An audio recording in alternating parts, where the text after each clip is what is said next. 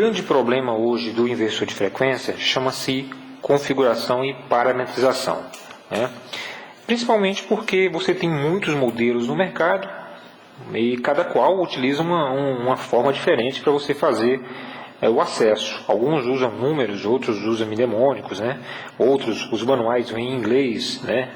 E aí cabe ao instalador interpretar aquele manual e parametrizar o equipamento, né, conforme a sua necessidade. Mas a grande maioria deles trabalha mais ou menos com o mesmo princípio de funcionamento, onde você tem parâmetros de acesso, normalmente são entradas que liberam o modo de programação do inversor, ou seja, é a senha de manutenção que habilitará o acesso ao modo de parametrização, né? Normalmente esse valor é predefinido de fábrica e cada qual tem o seu, né? Tem marcas, por exemplo, como a VEG, Rockwell, Siemens, Danfoss, Toshiba, enfim, cada qual usa um modelo diferente. Você tem também os parâmetros de leitura, né, que são variáveis que podem ser visualizadas no display. São grandezas, na verdade, né? Desde que o equipamento esteja rodando, você pode visualizar essas grandezas, porém não pode alterar. Esses parâmetros, por exemplo, eles mostram, por exemplo, valores de tensão, de corrente, potência, RPM, frequência, temperatura, torque do motor, etc. Tá? A gente chama isso de parâmetros de leitura. Parâmetros de regulação são valores ajustáveis a serem utilizados pelas funções do inversor, bem como o tempo de rampa de aceleração e desaceleração, frequência máxima que o inversor pode chegar, frequência mínima, né? Parâmetros de proteção, como sobrecarga, etc. Tá? Isso aí são os parâmetros de regulação.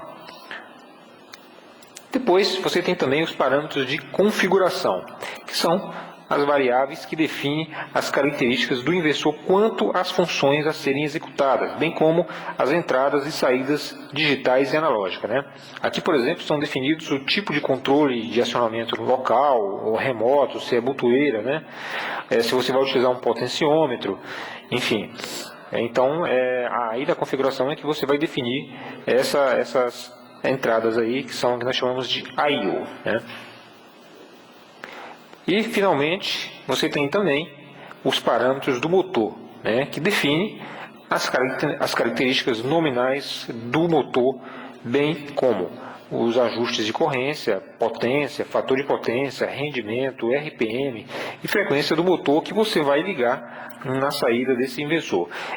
Existem alguns modelos no mercado, como, por exemplo, o CFW09, o 10, o 11. Algumas dessas funções, né, você faz um autoajuste e automaticamente todas as informações de placa do motor já são incorporadas automaticamente pelo inversor. Tá? Os conversores de frequência, também conhecidos como inversores de frequência, eles são dispositivos eletrônicos destinados principalmente ao controle de velocidade de máquinas de indução trifásico, tá? Bem como a aceleração e a desaceleração suave através do controle de amplitude de tensão e da frequência. Eu consigo, por exemplo, acelerar o motor de forma muito suave, em rampa, né, e desacelerar. Além disso, eu consigo fazer o controle de velocidade desse motor. Vou te dar um exemplo aqui. Imagina um motor de indução trifásico, né, que sob tensão nominal da rede e uma rotação de 1.800 RPM, né, eu consigo então dobrar a velocidade desse motor com o dobro da frequência aplicada nos seus terminais. Isso quem faz é o inversor. Então, se eu aplico 120 Hz, o motor, ao invés de 1.800 RPM, ele passa a ter 3.600 RPM. A 180 Hz, 5.400 RPM, e da mesma forma que eu posso aumentar a velocidade do motor, também posso reduzir com o torque constante. Imagina só, eu consigo rodar esse motor a 30 Hz com 900 RPM, ou a 15 Hz com 450 RPM e com o mesmo torque do que seria na frequência nominal da rede. Isso aqui é interessante, né? Existem alguns modelos de inversores de frequência que conseguem acelerar um motor de 0 a 500 Hz, né? Você imagina só, né? Eu consegui acelerar o motor a 500 Hz. Nem todos os motores conseguem fazer isso, né? Eletricamente eu posso até acelerar um motor a 500 Hz, mas tem que ver se a carga que está na ponta do eixo desse motor ele consegue suportar tamanha velocidade, né? Existem alguns modelos de inversores também que são que você alimenta ele com uma tensão monofásica, né? E daí ele gera já um sistema trifásico. Isso é muito útil em aplicações onde eu não tenho uma rede trifásica, né? Na zona rural, por exemplo, né? Imagina só, eu tenho uma máquina lá, né, que é um motor trifásico, e a minha rede não é trifásica. Então eu tenho um inversor, ele é alimentado com uma tensão monofásica, e daí sai tensão trifásica, e eu posso rodar os motores trifásicos. O problema aí é que é o seguinte, é que a gente não tem disponível, tá, modelos de inversores com essa característica para grandes potências. Normalmente são pequenos motores trifásicos, né? Tipo de 3, 4, 5 cavalos, né? A partir daí eu só tenho inversores de frequência que também utiliza a rede trifásica. Qual é o princípio de funcionamento de um inversor de frequência? O inversor ele tem como primeiro estágio um circuito retificador que é responsável por transformar a tensão alternada em contínua. Após isso, existe um segundo estágio capaz de realizar o inverso, ou seja, a transformação de uma tensão contínua para uma tensão alternada e com a frequência desejada pela carga, né? A tensão retificada DC é novamente convertida em trifásica, AC, defasada evidentemente, uma da outra de 120 graus, e os transistores chaveiam várias vezes por ciclo, gerando aí um trem de pulso com largura variável, né?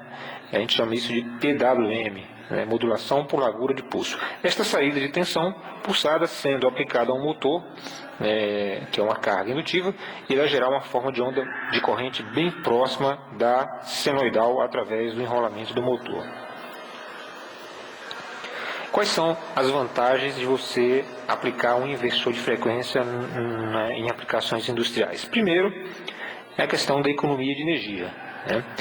E segundo, você tem o melhoramento do desempenho da vida útil das máquinas, já que os inversores de frequência são dotados de todo um sistema de proteção. Aliás, entre a saída de um inversor e o motor de indução, você não pode ligar absolutamente nada a não ser condutores, nada de fusíveis, contactoras, disjuntores, nada disso. Todas as proteções necessárias já estão no inversor. Ele já é protegido contra falta de fase, contra queda de tensão, contra picos de tensão, contra, enfim, surtos de diversas naturezas, né? Além disso, eles também eliminam o pico de corrente na partida do motor, né? Reduz a frequência de manutenção dos equipamentos. Como eu já falei, tem proteções contra surto. Você pode programar ele para controle local ou remoto, né? Você pode levar botoeiras a dezenas de metros de distância e fazer o acionamento remoto do motor. Muita simplificação na instalação elétrica. Também possibilitam comunicações em rede, né? Também tem uma série de controles externos I/O e funções multi-speed, tá? Tudo é programado através de uma IHM, tem autodiagnóstico de defeitos e auto-reset. Também indica várias grandezas elétricas no display, como por exemplo corrente, tensão, RPM, frequência, etc. Possui frenagem reostática e você também pode selecionar o sentido de giro de rotação, além de alguns modelos já vir incorporados o regulador PID de rotação. O inversor de frequência ele pode ser utilizado para várias finalidades, onde você possa variar a velocidade de um processo, mas é preciso também lembrar que a saída de um inversor de frequência só serve para rodar motores de indução trifásico, tá? Não serve para rodar motor de indução monofásico e muito menos qualquer outro tipo de carga que não seja um motor, tipo televisão, geladeira, ar-condicionado. Jamais você deve utilizar uma carga desse tipo na saída de inversor, porque evidentemente esses equipamentos eles só funcionam com a tensão nominal e frequência nominal da rede, tá? Da sua rede, da rede local. E como nós temos frequências e tensões diferentes na saída de inversor, você não pode ligar esse tipo de eletrodoméstico na saída de inversor, né? Só pode ligar motor de indução trifásico mesmo.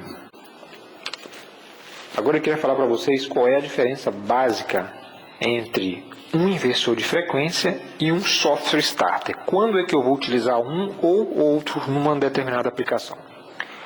O inversor de frequência, ele serve para partir de forma suave o motor, né, evitando os picos da partida, né, já que em alguns modelos de motores você tem até 12 vezes a corrente nominal no momento da partida, né? Então o inversor de frequência é muito útil aí nesse quesito, economiza bastante energia elétrica e aumenta a vida útil do motor com esse recurso.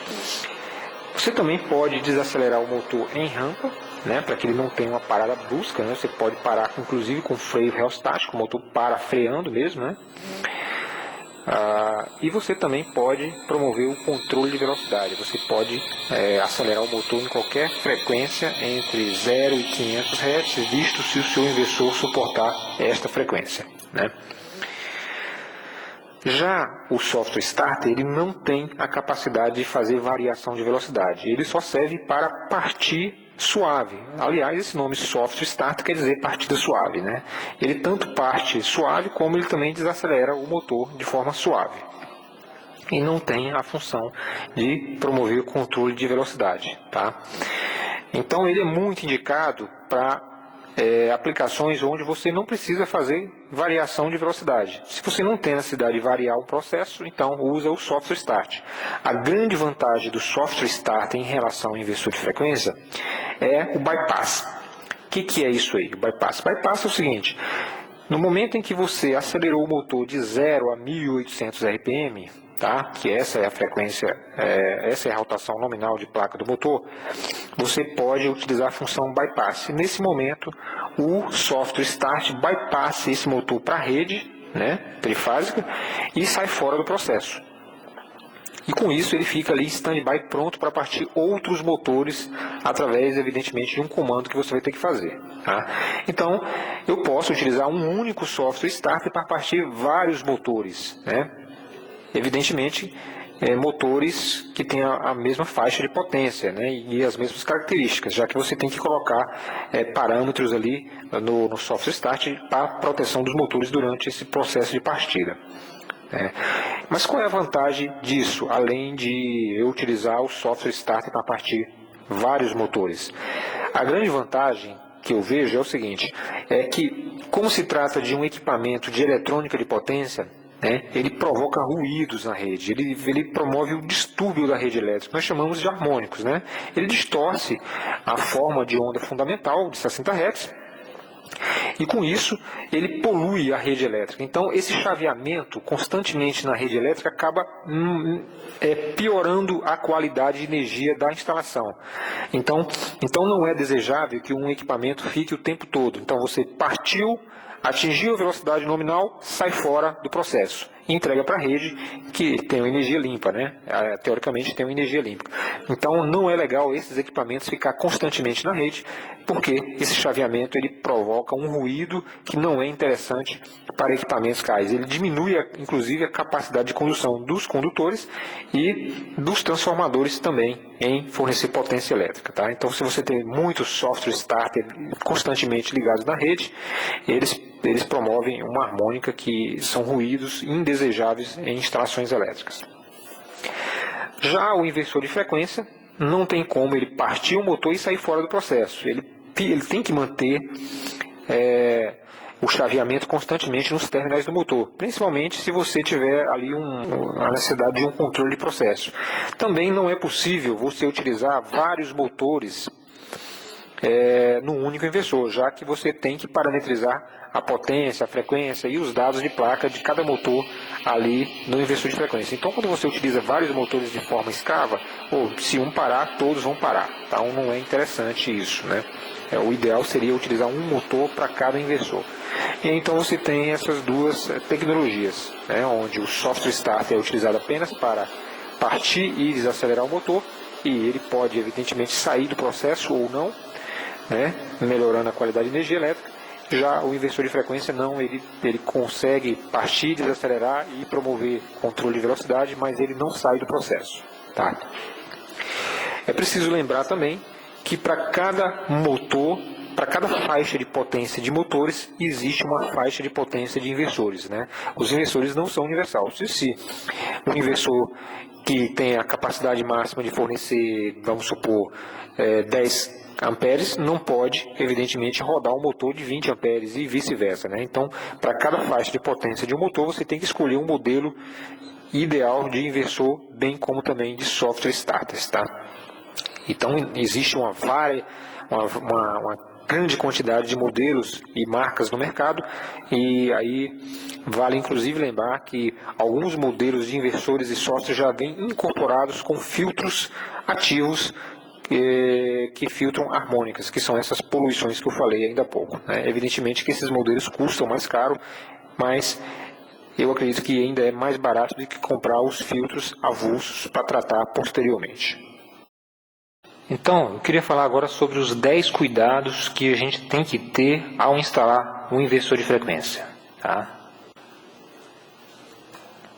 Primeiro, o aterramento elétrico deve ser bem conectado, tanto ao inversor quanto ao motor.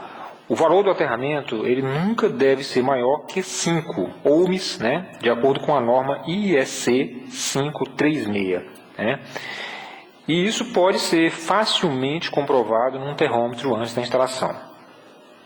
Quais são os benefícios de um bom aterramento? Primeiro, proteção de pessoas contra choques elétricos em caso de contato com as partes energizadas, né? Proteção de equipamento em caso de falha no isolamento, estabilização da tensão durante picos transitórios no sistema elétrico, permite o escoamento de cargas estáticas acumuladas em estruturas e carcaça, e inversor de frequência tem muito esse problema de cargas estáticas, né? Então o aterramento é obrigatório, tanto no inversor quanto no motor. Tá? E fornece também um ponto de referência zero confiável para sistemas que processam dados, como CPD, CLP, etc., visto esse for o caso. Caso o inversor possua algum tipo de interface de comunicação do tipo RS-232 ou RS-485 ou até mesmo cabo de rede para PC, então o tamanho do cabo deve ser o menor possível a fim de evitar perdas de dados. Tá? Nós estamos falando do cabo de dados, no caso. Né? Devemos também evitar ao máximo misturar em um mesmo eletroduto ou canaletas cabos de potência, né, que é cabo de rede elétrica ou saída para o motor, com cabos de comando. Né? Se você tiver que usar cabo de comando no mesmo eletroduto da força, então você vai utilizar aí um tubo revestido de alumínio. Bem como se for utilizar potenciômetro linear, o mesmo deve ser conectado através de um cabo coaxial com malha de 100% blindada e aterrada apenas e tão somente em uma das suas extremidades. Isso vai atenuar qualquer tipo de ruído e fazer com que o inversor não fique oscilando a sua velocidade. O inversor deve estar alojado próximo aos orifícios de ventilação, né, ou caso a potência seja muito alta, deve estar submetido a um tipo de ventilação que consiga fazer a exaustão dos gases. Né? Alguns inversores já possuem um pequeno exaustor interno, mas os que não possuem precisam ser ventilados.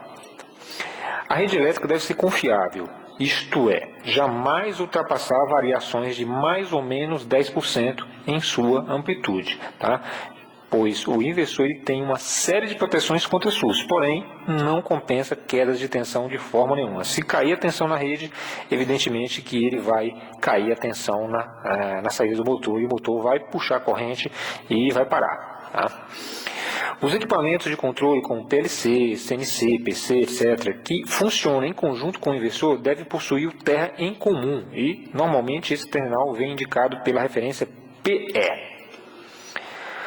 Utilizar sempre parafusos e arruelas adequadas para garantir uma boa fixação ao painel, e isso evitará vibrações mecânicas. Além disso, muitos inversores utilizam o próprio painel, né, e que são fixados como dissipador de calor né, eles possuem uma carga que trabalha com eletrônica de potência, ele gera uma série de perturbações, como harmônicas, né, e ele pode reduzir muito a vida útil dos capacitores de correção de fator de potência, né, gerando oscilações de tensão entre o neutro e a Terra, e provoca problemas também de compatibilidade eletromagnética em circuitos de TI, né, medição e controle.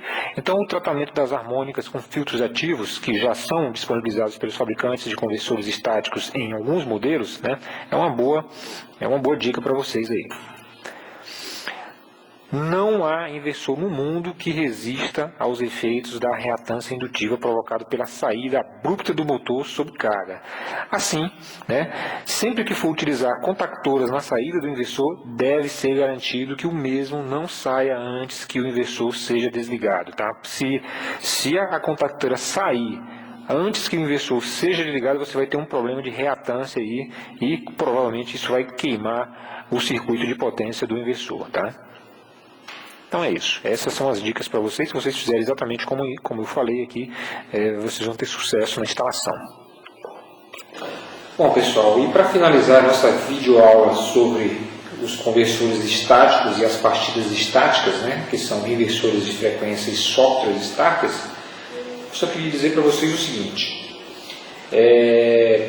não existe uma fórmula mágica para você aprender a configurar inversores de frequência, já que cada fabricante, que são muitos, né, são dezenas de fabricantes e dezenas de modelos diferentes entre os mesmos fabricantes, né, cada qual aí com uma metodologia e um código diferente de programação. Né.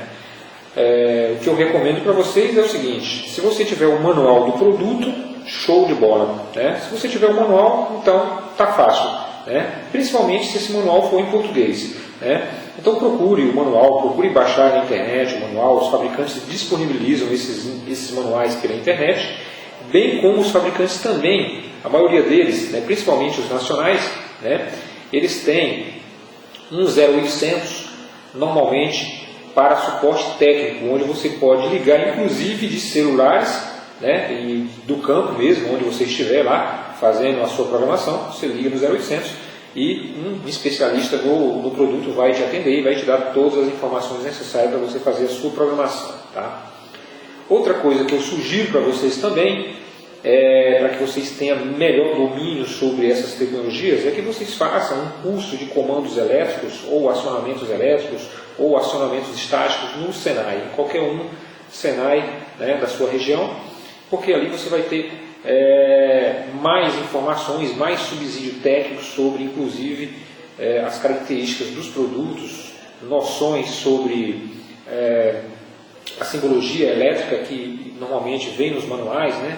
Você entender um pouco sobre a lógica de comando, a lógica de força. Né?